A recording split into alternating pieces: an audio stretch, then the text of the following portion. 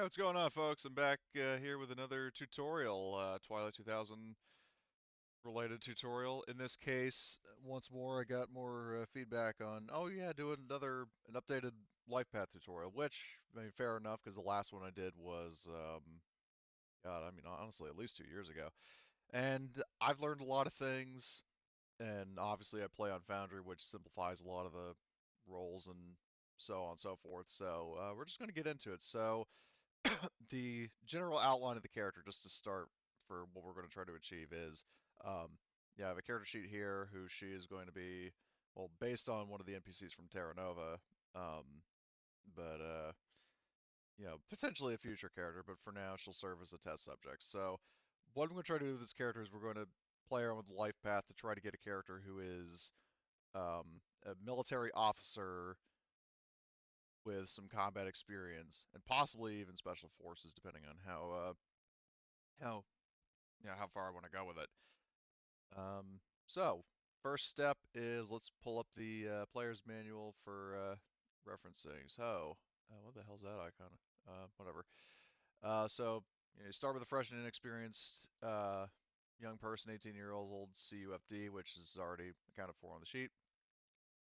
Nationality, in this case, she is American, but is of Costa Rican descent.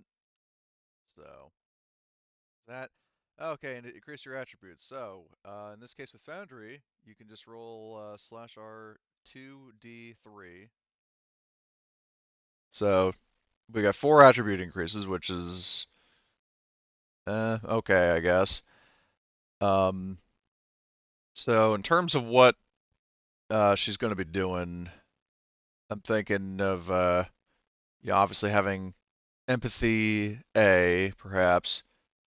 So basically it goes from C to A is 2 increases. And then intelligence we'll put B, and agility we'll put B. Um, so um, now then, so we got the attribute increases locked in. Um, so step 4, roll a d6 on the childhood table or pick. I mean, I'll just be honest and say I have never met a single GM, including myself, who doesn't let players pick because otherwise you'll end up with like a certain mechanic with field surgery. Um, Longtime viewers, Twilight 2000 viewers might know who I'm talking about. Wink. So in this case, we'll pick, let's say, um, Alexandra was probably a street kid, and she eventually got her act together when she joined the military. So street kid. So we have, um, you can choose between close combat mobility or recon to start a D. I'm going to pick recon. Um, as for specialties, um, I'll say infiltrator, which makes sense. So infiltrator, because the good news with Foundry, you can just drag it onto your sheet instead of having to write it in. All right, so um, for first term, so this is where it's important to, the first thing you're going to want to do is plot out what you want to do. So like I said, Alexandra is going to be trying to go for, being an officer, um, and that requires um, a term in education. So let's go to education and see what we got here. Liberal arts seems like the natural choice because the requirement there is intelligence and empathy of C or higher, and both of those are, well, BA. So another important tip: your first term, excuse me, your first term is technically a freebie, and the reason why I say it's a freebie is because you, after each term you roll a d6 or d8, I'm sorry, to determine whether you have an attribute decrease or whether war breaks out, and you have to get below the number of terms you've done, so you can't go lower than 1, even if you rolled 1 on both. So that's basically a free term. So what we're going to do is intelligence and empathy. I'm just going to go from persuasion uh, C. Nothing from C is 2. And then to get a promotion, I'm going to roll persuasion because it's the only skill we increased. Okay, succeeded there. 11, that's a promotion. So, let's say linguist. Linguist. Yeah, hold on. Linguist. Okay, so as I was saying, the first term, no, no penalties, no nothing. So now we're playing for keeps. So what we're going to do first is I'm going to go back up to where was I can just click military service. So an officer must qualify for both the officer career path and the oh, that's a problem. So special forces might not be on the table in this case. Um, so I guess she would just be an infantry officer. I might re-roll the character later, but for now we'll stick with what we got. So in this case, requirements for functional areas. So combat arms, if that's my understanding of this, um, it'd be strength or agility B. She's got agility B. So let's see. Intelligence B or higher, which we have B. No D attribute, at least one term in education. So she'll start as a second lieutenant. Um, Skills, I'll do one thing of command and one of range combat. So command D and range combat D. So now for the promotion roll, another important thing here is you're always going to want, if you want to get your promotion chances high, always roll whatever your highest dice pool is. So for example, both of these skills are D, but look at this. Agility is B, empathy is A. A is higher, so we'll roll AD, see if Alexandra gets promoted, which she does. So let's see, specialties. Let's see. Tactician's always fun. Let's see, what's frontline later? That's for helping somebody who's incapacitated by stress. I will pick tactician. Oh, actually, come to think of it, I think I can just drag tactician. Ah, there we go. And also, with Alexandra getting promoted, her rank would go to first lieutenant, and coolness under fire would go to C, and also because, yeah, morale is D still. So I'm going to do, usually the way the book describes it is you first roll, well, you usually roll a d6 to determine your years. I view that as an optional step. I just like to pick my character's ages based on what makes sense. And then roll roll one d8 and then another d8. I just like to roll them both, um, just to save on steps. And it's basically the first one. Your first one is attribute decrease, and one is uh, war breaking out. So in this case, 6 and 6. So that is way higher than the number of terms we've done. So we're fine. Um, and let's see. Okay, so now we're on term 3, and because we can't do special forces, we will just stay in the army, I guess. All right, so for this term, I'm thinking we do combat arms. So I'm going to increase recon to B for this term because I'm probably going to do one or two things at most of combat arms. So we do a recon roll, get promoted. So I'm going to pick rifleman, and because I got promoted, so Alexandra is now a captain, and her coolness and fire is now B. So I'm going to do another 2d3 roll, and another trick that you can do to not have to type it in is if you hit the up on your uh, like the up arrow on your keyboard, you can just cycle between previous rolls. So do that. Okay, so that was term 3, so cutting it pretty close, but we are otherwise fine. So I'm going to go back to the officer career. So let's see. So term 4, we've got range combat, command, persuasion. I'm going to pick um, bring command up to C, and then range combat up to C as well. Oh, and something I also forgot to mention is that this was kind of, um, yeah, it's something I wound up doing subconsciously, but when it's your first term of military service, one of your two increases has to be range combat, which, I mean, that was one of the first ones we did. So, but just for future reference, whenever you're going into the military, you do have to do that. So, command and range combat are C. As I said before, I'm going to roll whatever the highest attribute is to see if I get promoted. Okay, got promoted because we got that 7. And so Alexandra is now a major, um, and her coolness and fire is now A. So we're going to do another. Uh, okay, I guess it doesn't want to do it anymore. So 2d8. Okay, so 2. So an attribute does go down. So I'm thinking of intelligence, or rather, intelligence is important. So we'll leave that at C, or at B rather. And then I'm going to drop agility down to C. Oops. There we go. Okay, so, oh, that's interesting. Actually, hold on, I wouldn't be able to do that because you have to have agility B, so I'm gonna, much as I hate to do it, I'm gonna drop intelligence to C, and then gonna go for another thing as an officer, I guess.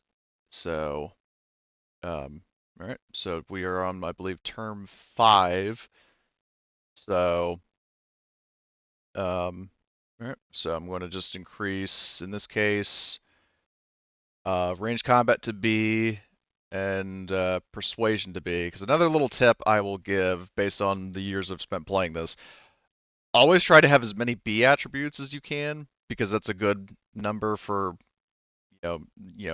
being able to get more successes while not putting your spreading yourself too thin. Because I've had characters who have had start 5 Bs in skills, and you can always increase it to A with XP, but it just gets you off to a good start. So, all right. So anyway, so both of those skills have increased. I'm going to roll persuasion because again, that's my highest. Got promoted. So if I'm not mistaken, hold on, I got to double check the U.S. ranks because I think that lieutenant colonel is a thing. Where is creation military rank? Let's see. Yeah, lieutenant colonel. This is fun. So, um, so now lieutenant colonel. And her coolness and fire is as high as it could be. I'm also going to increase unit morale to C because our command is C. And all right, a specialty.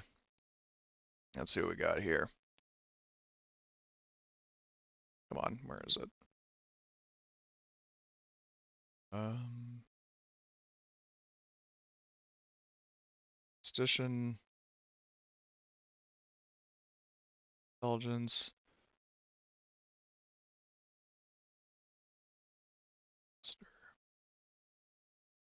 Um, Actually, if memory serves, oh yeah, you can choose which of the two columns to use for a career bonus, which is, as I understand it, is for specialties.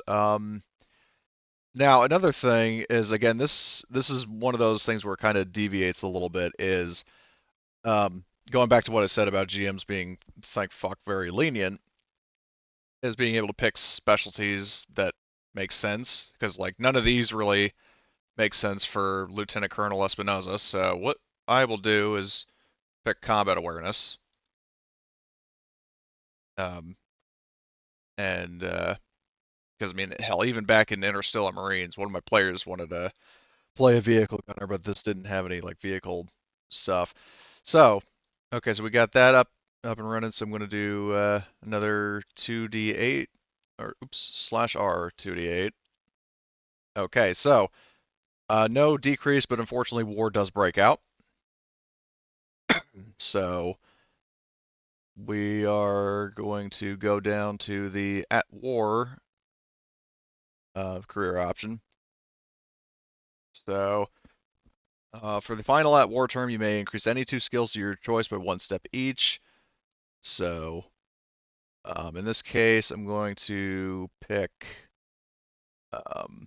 bring command up to B and um, hmm,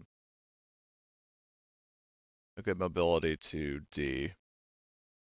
It's always useful. So there we go.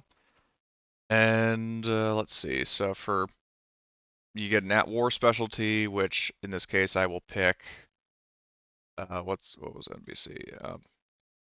That's not really that good. So, or at least relative to Alexandra's stats. So, um, I will, in terms of picking, specialties, that I'm thinking psyops. So, for persuasion rolls, especially because that's kind of character I've been playing in The Great Escape. So, okay. So, as for gear, um, yeah, because we were in the military to start, or rather, like when war broke out. So, um, yeah, in this case, let's see, where is officer gear? Can we go back to officer? Um, so pistol or submachine gun, but in the case of the army, um, I haven't played with a single GM who wouldn't condone the use of a carbine, so we'll give Alexander an M4. Um, reloads, I'll just roll it manually, slash RD6. 6 reloads, that's awesome. So 5.5, oops, 5.56, 30 round magazine. Then what I like to do instead of dragging 6 mags on is I usually will drag 1 magazine on here, change the quantity to 5, because then 5 in the stack, 5 here, and then load the single magazine and then just change the ammo as needed. So, um, so manpack radio. Let's see, manpack, actually radio. Which is the one that is um, active duty units. I think it's this one. What's special forces? Um, okay, so I think this is probably the best choice. So let's see, manpack radio. So flak jacket, and then a knife or hand grenades. I will take hand grenades because smoke grenades are really useful. Slash RD6. So just one smoke. So smoke grenade, and then personal med kit, and then go back up to the steps for a second, and um, okay, so hit and stress capacities are automatically factored in, which speaking of, I gotta reduce that. Um, and then for, let's see, okay, hit and stress unit morale is determined by command, so we gotta bump that up to B. Okay, moral code and big dream. I mean, again, you can um, um, um, let's say violently, if possible.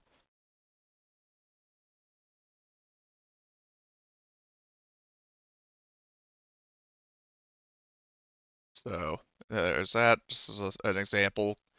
Because yet another tip, for players particularly, always try to pick a moral code and big dream that actually are achievable, because then you can get more XP from doing that rather than having some elaborate scheme that doesn't actually factor into the plot. Which I mean, if possible, try to make it plot relevant too, because then it makes you a more ingrained element of the story. But in terms of Big Dream, um, let's see, win at any cost. I guess that is that'll suffice for now. Choose a buddy. I mean, in this case, we don't have any other PCs. Decide how you met. I mean, usually that's scenario dependent. Decide your appearance. I just used art I found online, which is the same art from Terra Nova. Name and nickname, we already got that. Gear, and then oh yeah, and then rations of food, water, and I don't even bother with loose rounds.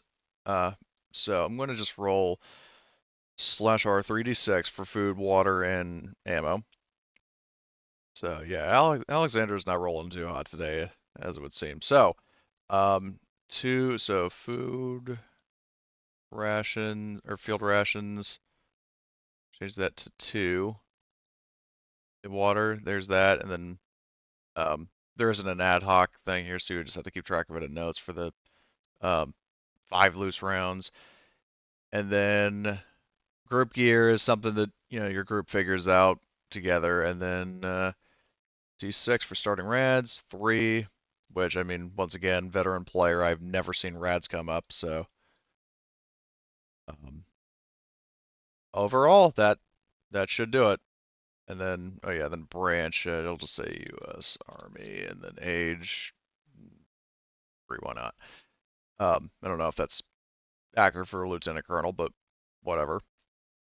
So that that covers it. So that is how I make my life path characters. Again, it's one of those things in terms of picking specialties and stuff. You should do the right thing and go over that with your GM, but um, it doesn't really come up that often in my experience. But this overall should give you the basics on how to set up not only a life path character in general, but one that doesn't suck. I mean, assuming your rolls don't suck like mine did. Because look at that. I mean, 4 skills at B, that ain't half bad.